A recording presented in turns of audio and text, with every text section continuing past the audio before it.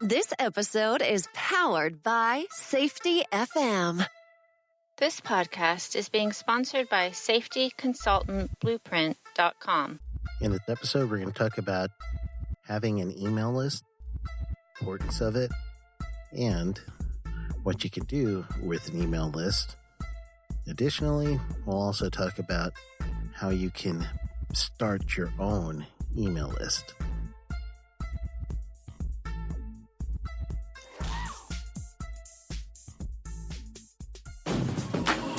Do you want to be a safety consultant?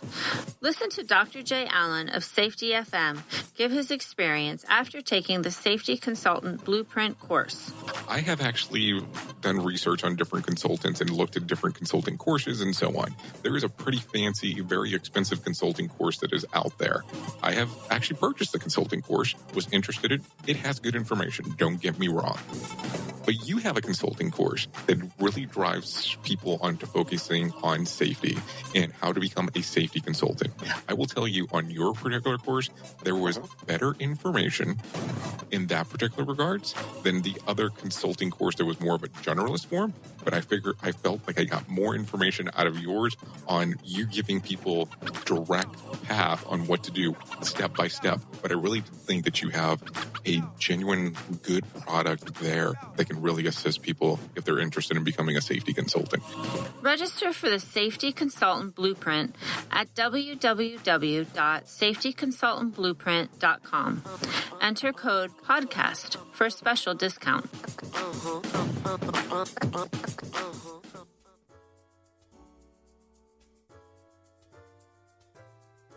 Welcome back to the Safety Consultant Podcast. I am your host, Sheldon Primus. This is the podcast where I help you learn the business of being a safety consultant. Or if you are being the role of a safety consultant in your organization, this show will also benefit you. So I want to try something new, something I haven't done before, and this is going to be the iTunes Review of the Week. So today's Review of the Week is coming from SASS Safety. So SAS Safety, SASS Safety. They gave me a 5-star review on the Apple's podcast page, which is awesome. Thank you. And it says, your podcast energizes me and keeps me moving forward. You make me realize and remember why I became a safety professional. That is awesome. I really, really appreciate you guys for those kind words, and for definitely it makes me feel good that I have struck a chord with you with what I'm doing here. So sometimes I'm in a vacuum. I don't get to hear anything as far as how well I'm doing. And if you wanted to, you can send me emails at sheldon@sheldonprimus.com, which is easy, right? sheldon@sheldonprimus.com. So first name at firstnamelastname.com. So anyway, that is wonderful. So that is the iTunes Review of the Week.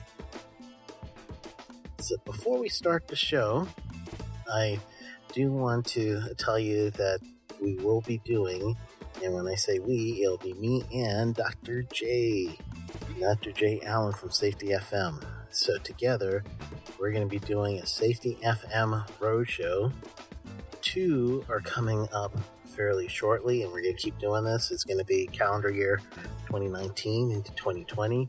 So if you have any ideas of places you think we should go ahead and send me an email again at sheldon@sheldonprimus.com, or you could get a hold of me on the Facebook group that I belong to, which I started up a little while back, which is facebook.com/groups with an S /safety consultant with no S, and it's a private group, so you would have to know that URL in order to get into the group. See, it's secret sacred, and then once you're in, we'll teach you the secret safety handshake and everything, right? There isn't one, but maybe we need to think of a secret safety handshake or get a decoder ring. That's as nerdy as it comes, right? So, all right, I gotta get back on track and stop being nerdy. So the first event's going to be in Daytona Beach, Florida. And if you are in Florida or want to come down to Florida for a one-day event, it's typically best for someone who has managerial leadership, professionals in EH&S, insurance company reps, safety officers, human resource directors, frontline supervisors. Those type of people are best for doing this one-day event, and this one-day event is going to be a combined 50-50, a day of compliance hints for OSHA compliance, and most of the times I even throw in an EPA compliance tip or two, and it's going to be me giving you that tip through the eyes of a safety consultant. So these are ways to be aware of different compliance nuances, and then also to help you protect yourself from a safety and health violation. And sometimes I throw an EPA. I gotta add that because I've started in the liquid utility, like most people know, to listen to the show before. And then the other half is going to be Jay, and Dr. Jay Allen is going to talk about the Human Organization Performance, HOP, and we're going to end the day with a 1-hour roundtable where we talk about safety compliance versus safety culture. So the session that you're going to have with Jay is going to be just really getting a good idea of the transition if you're doing behavior-based safety into the human organization performance, or if you haven't done anything but you really want to analyze what's going right with your company so you could keep repeating that and make that your new norm. That's the session that you need to be in. So it's a full-day session. Daytona Beach is going to be August 5th, and we're going to do that from 8 to 5 that day. And if you're in Denver, Colorado, or like traveling to Denver, Colorado like I do, I love that area. It's got a place in my heart forever. We're going to be doing a long-form roadshow there, and that starts September 23rd until September 27th, and a 5-day event. First 2 days will be me doing OSHA compliance in a seminar version. So Monday, Tuesday, OSHA compliance, same thing through the eyes of a safety consultant. Help you guys out, make sure that you do the basics with your system, and help you really get into the mind of how can I not only start thinking of compliance, but start transitioning into safety culture. That's what we're going to do those 2 days. Then the second 2 days, you're going to have Dr. Jay Allen going to go talk to you about HOP. So he's going to introduce a lot of things on day 1 and then do a workshop on the fundamentals on day 2. And then Friday, we're going to do the same thing as the Daytona, where we're going to have a roundtable regarding safety culture and safety compliance, and see how we could get those two things going together so that the organization will be protected on a practical side and a humanistic side. So that's what we're going to do. And again, those are September. If you want to get any tickets, you could go to neosti.org/safetyfm, and Neosti is neosti.org/safetyfm, SAFETYFM. Neosti is an acronym for National Environmental and Occupational Safety Training, Inc. It's a government nonprofit, it is a IRS nonprofit recognized company, and that's for safety and health training. All right. So just want to let you guys know that before we get into our main topic of the week, which is going to be on email marketing. So I've mentioned email marketing in several of my episodes already in passing, and the importance of it, I believe, has been mentioned before, but this time I want to really make sure you get a good idea of the nuances regarding not only nuances, but a lot of the whys. So whys and hows. You gotta say that. You gotta do whys and how.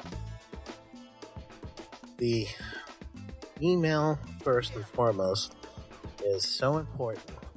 So everyone, where you're working or at home, if you're connected to the internet, you're going to have an email address. That is our internet ID, if you will, as we're using each service. But it's also a way for people to get in contact with you, because you're going to give that email out for almost every service that you use on the internet.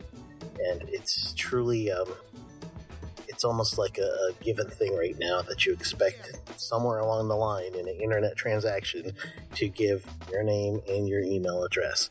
So it's commonplace.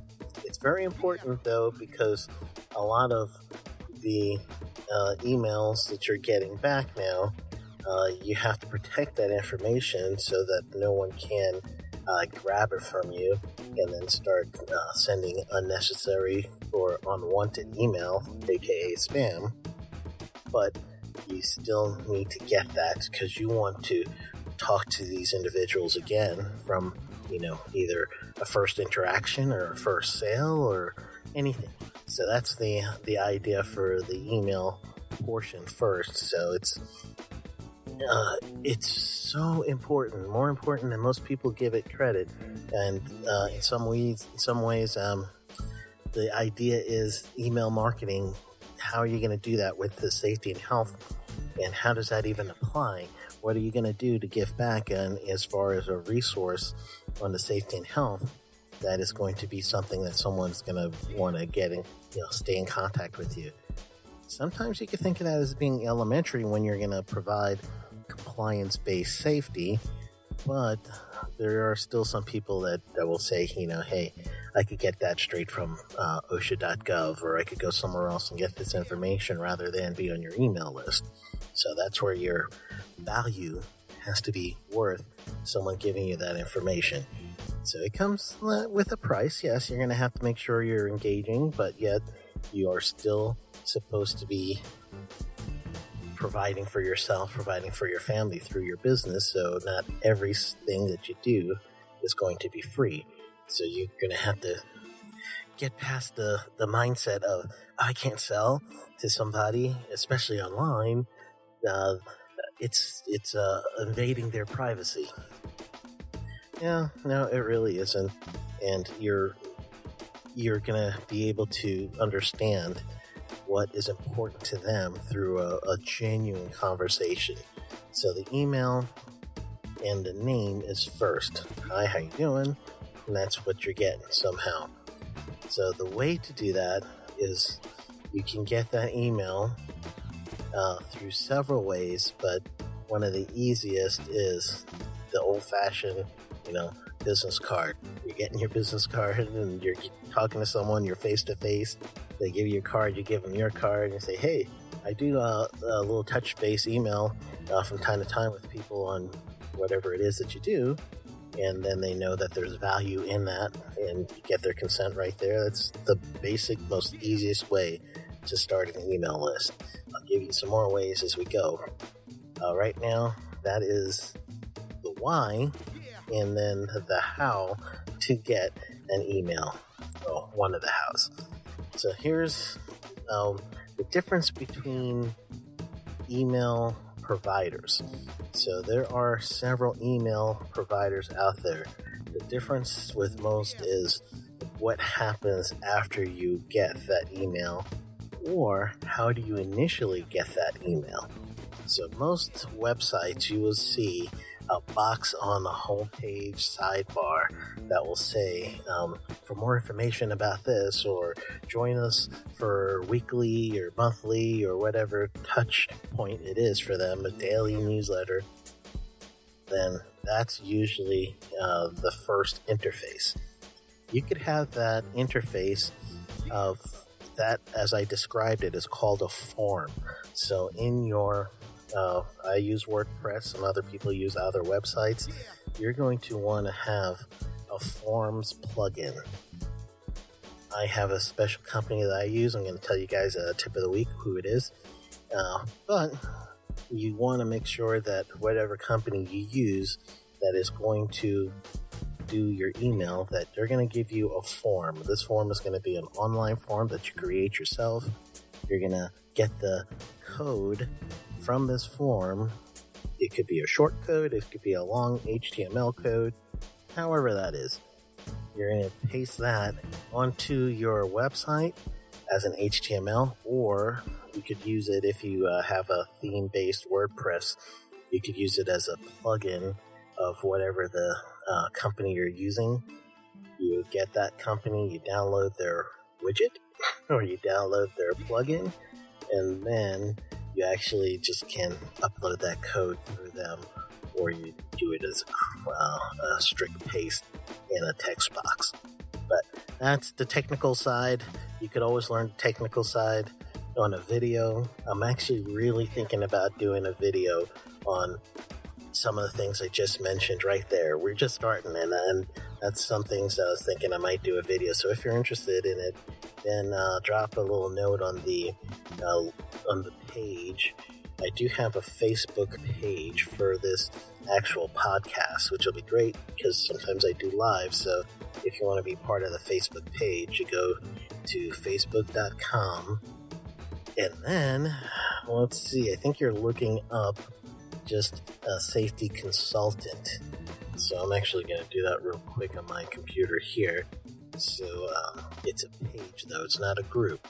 So that's a little bit different. I know you've got your safety consultant group that I told you about earlier, which is a closed group, and you have to have the URL to basically find us, I believe. The other one is a page. So it would be facebook.com, and then the page you would be looking for is probably Safety Consultant US. So facebook.com/Safety Consultant US. The page just popped up as we're speaking here. And that is the page for this podcast. So if you would like for me to do a video regarding some of the things that you're going to hear today, go ahead and like that page on Facebook. And then for the episode, because each time an episode gets launched, you basically have a post that'll come up on that. So underneath this episode, go ahead and comment on the episode if you're interested in me doing a video, and the video will be hosted on that page and also my YouTube channel. All right, so now we talked about the importance of email. We also talked about how to get emails from someone. We talked about a form that you can put on your website. Another thing you can put on your website is called a landing page. So a landing page is a page that you create that will be linked to some sort of offer. So when someone clicks on the offer button, they have to have that link terminate to a certain point. That point will be what's called a landing page. So on that landing page, you're going to have a nice little description, if you will, of what this thing is that the person's looking for. So I have several landing pages. One time when the fall protection was happening for general industry, that new change, everybody was really, caught up with that new change. So what I did is I created a landing page with overview video, or actually it was a PowerPoint presentation of that change. So what I did is when people signed up to get that free presentation in PDF version, then I get their name and their email. They would then get the download for that. And that was a great, one of my very successful landing pages, and a presentation that a lot of people replied to and said, man, I'm really glad you did this for me. It helped me in my work. So it was a benefit to them too. So it feels really good that I could reach out to many people, being a solopreneur, in a way that was powerful. And this was creating that handout or presentation that I made for free. And how they got it was through giving me their name and email. So that was a landing page. So pick a service that could do a landing page for you. It's really quick to set up. Most of it is theme based. You pick a theme, you type in some text, you put in some pictures, and then the workings behind it, when someone clicks the button, what happens after, that's all set up. So you don't have to worry about doing that yourself. You just have to create the page, and then everything else will be put together by that service that you're going to be using. So the next thing I'll talk about is automations. There's many types of automations, or actually before automations, let's go with the basics, which is broadcasting or sending out your emails. So you could send out your email on a broadcast basis, which is everyone will get that email. Everyone on your list is going to get that email and it's going to get sent to them. So when you do a broadcast, it is to your whole list in most cases, unless you start deferring, or I should say delineating who belongs to which list, which you can do. So that's when you start getting people that are going to apply for a specific type of lead that you have, or lead magnet is what they call it, where you're going to get someone in to actually give you their name and give you their email. So that lead magnet that you used, then whatever that is, that lead magnet is then going to, you can tag, let's say that, you could tag that individual. So let's say you did a lead, meaning go to this page for a free download of a checklist for forklifts. And now you want to say general industry forklift, click on this button. If you're driving a rough terrain forklift or construction, click on this button for the construction version.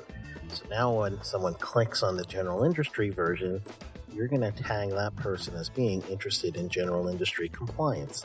So now you know you're not going to keep sending them information regarding anything in construction. And that's the same with the person who clicked the construction rough terrain forklift. Then now you know for sure you don't have to send them anything with general industry. So that simple delineation of your different type of people that are signing up for your email list, you could broadcast to them separately. So now you could pick all your EPA people and send your emails to them, or whoever's responsible for. I have lists from clients. I have lists for construction. I have lists for people I've dealt with training. So I segment everybody. So if there's a new product or service, or if I'm going to be in a certain area, then I could send out a broadcast specifically to those that will be interested. And broadcasts, you should be able to set it up to go out at any time and at any day. And it doesn't have to be right when you're sitting there. So you could time it out and say, I want this to go out 5 days from now at 2 a.m. And it should let you do that. That's the first thing. Broadcast. Next thing we'll go over is called sequencing. I mentioned automation. I did that out of order. Let's do sequencing first. So what a sequenced communication is right? It's why. So a sequenced communication means, let's say that very first person that wants to get that proposal. From there, it can be a sequence of predetermined or pre-designed emails that will introduce me to that individual, tell them a little bit about myself, tell them some supporting resources on what they wanted, so that it could give them a little extra. So therefore they ask for a proposal, but they're going to get a proposal written and maybe even a video that's going to show them how to use that proposal. And it's going to be a conversation. And I always write on my communication with anyone on my list, reply if you need to contact me in any way. And most people do. When they need me, they'll reply to any one of those emails. So now I know specifically how to help them. So I start out with giving them that sequence, and you could take that sequence message and be, as long as you want. Most people want to do maybe every 2 days, every 3 days a message. Some people do every day. So this is all scripted out. So you could say after getting this free item, let's start email number 1. 2 days later is going to be email number 2. 3 days later, email number 3. And at any point, that person could say, too many emails, I'll unsubscribe now. Or they'll say, hey, this is interesting to me. Let me reply back and see what else I could find out. So that's good. I don't really ask for them to purchase anything else like right after. If I do have something that I think is interesting to them and that might benefit them, then I would include that maybe in a later email, just to say, hey, I noticed that you like this, therefore you could benefit from this other, usually it's training or service or something that I feel like they would like. So I don't hit them all in at once. So give it a little bit of time to get to know me. So that's what a sequence is. You can also have what's called automation. So this is now a service that is going to get even more robust. So you could do something that says when someone subscribes from the email, I want them to be tagged as, let's say, construction. And then I want that construction person, I want to propose an email, or I should say even I'm going to send them. That's probably even better. I'm going to send them through this understanding of what they want, another piece of resource for them. And then you could create an automated sequence that could last as long as you want. So there's always some sort of time frame that is going to go out, and it's going to be a combination of different things. It could be products, it could be email, it could be something else. But it's a sequence, and this sequence could get pretty detailed. So let's say someone purchased a course that you're going to be doing in a remote location, and then you can say, hey, when this person hits the buy button, you verify that they went to the thank you page, that now is going to trigger, they're going to get this resource right away that's going to help them get ready for the training.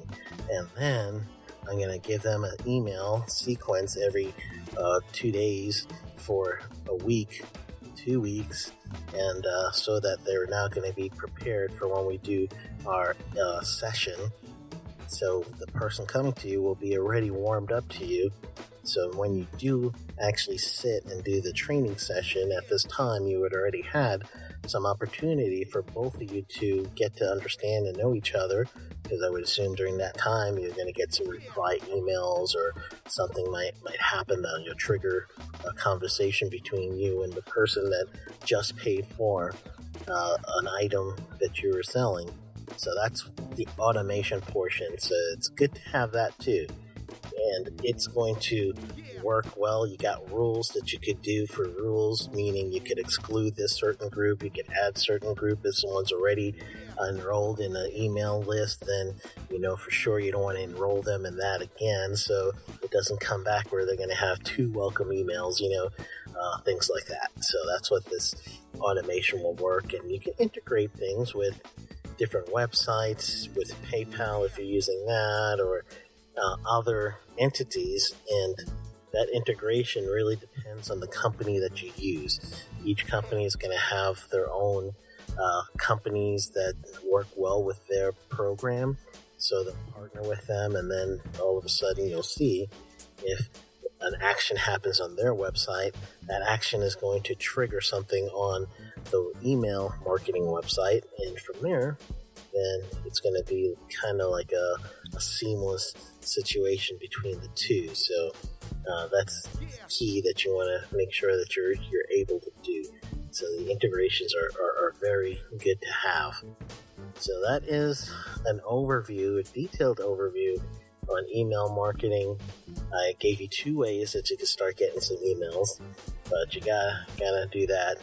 And if you want to do it yourself, most of these things are very template based, so it's almost plug and play, if you will. So you just drop and drag whatever conversation you want, whatever action you want taken, and just put that in the next slot on your template, and you could really create some sophisticated communication between you and a potential client, or someone who has been a client and you want to keep giving them resources and keep giving them something that's going to help them in their day-to-day job. That's really what this list is for. When we come back, we'll do the tip of the week, and in the tip of the week, I'm going to tell you my service that I use to do all this.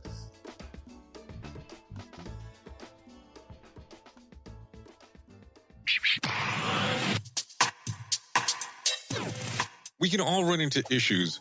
Some issues we will discuss with friends and maybe family, but some items are so personal that we don't want to discuss with anyone and we just want to handle them ourselves. What issues am I talking about? I am talking about issues with credit. Imagine being able to work on your credit report from the comfort of your own home. No weird salesperson telling you to dispute everything. Just straightforward, no nonsense on what to do, step by step to work on your credit report. This is not just a credit education service, but it's also a community of other like-minded individuals having the same struggles. For more information, go to issueswithcredit.com. The Issues with Credit community will be with you every step of the way. Issueswithcredit.com, a 13th hour solution venture.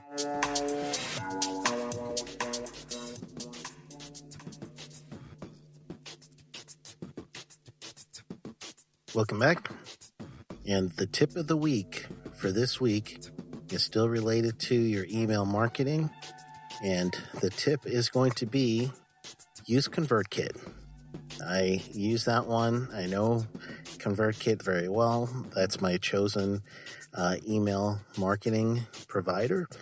And it does a lot more than just connect emails. So when I first got started, I used the service, and it was a basic service. So I was able to collect emails and put it towards, or let's just say separate it out into, this is the business for this email. And then for every other business I had, I just actually had to make a new list. And that was pretty much where it is. So when I was ready to speak to my list, I would send one email out, and the email I could have timed to go any time of day, any day of the week, and then have it go out to the email list. And that was pretty much about it. So I would have to schedule when I wanted to do a newsletter and then go ahead and send everything out. I got kind of into learning a little bit more about email marketing. So I knew a list represented of a client or potential client. Right now, it's someone who's interested in what you do. So that's what the list initially is about. So when you do ask somebody for their name and their email, then you have to, protect that information. But it's also getting permission, once they do give that to you, to say, hey, I'm interested in finding out a little bit more about what you do, your services, any resources you could provide for me, and then you do it. So getting more sophisticated with the emails came with, the episodes that we just went over. However, when I did find ConvertKit, that was the one that gave me everything I needed. So I was able to collect emails through a landing page that is specific to me, specific to a topic, whatever it is. So someone would give me an email, name an email from a product or service that they wanted that I was offering. So it was a win for them. And then I get the name and email, so it's a win for me. So now I have a way of letting them know, hey, I've got something that also may interest you, or send me a letter when you want to let me know if there's a resource you need. I'll look it up. I do that all the time. I get emails quite a bit from different people, and I've got my own internal clock as to how much free time I'm going to give to each email I get. And unfortunately, being one person, but that conversation starts with my getting that email first for a product or a service or anything else that they want. And then to me, I have my list as being a two-way thing. So the ConvertKit program, it does help me sort out subscribers. I could tag people, and then it has the landing page. I could do a sequence. I could do a broadcast, anything I want. And I do like that one specifically. I have link on sheldonprimus.com/resources. And I've been pretty good about any kind of relationship I have with affiliate marketing right now. I just really want to promote anything that I believe in and that I use. And for sure, that is something that I not only believe in, I use. If you've gone to sheldonprimus.com/proposals and you've seen that page, or you may have downloaded proposals, I have one proposal available for free for everyone to see how I write my proposals. That is a page that has been created using the ConvertKit product. So I do use that product all the time. And if you wanted my ebook, you could also do sheldonprimus.com/ebook. You get the ebook free. You just your name and your email, and then I'm able to start that conversation with us. So that is the tip of the week, and you can't go wrong with having some sort of service that is more than just collecting emails and doing one-off newsletters. So I suggested ConvertKit, but if you can find another one that works better for you, that's up to you. But the idea is you got to do something to get that going, so that you don't lose an opportunity to work with somebody again in the future. I will see you next Monday.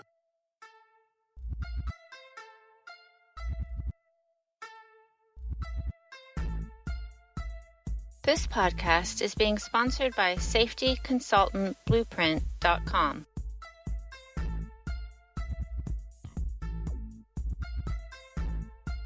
This episode has been powered by Safety FM.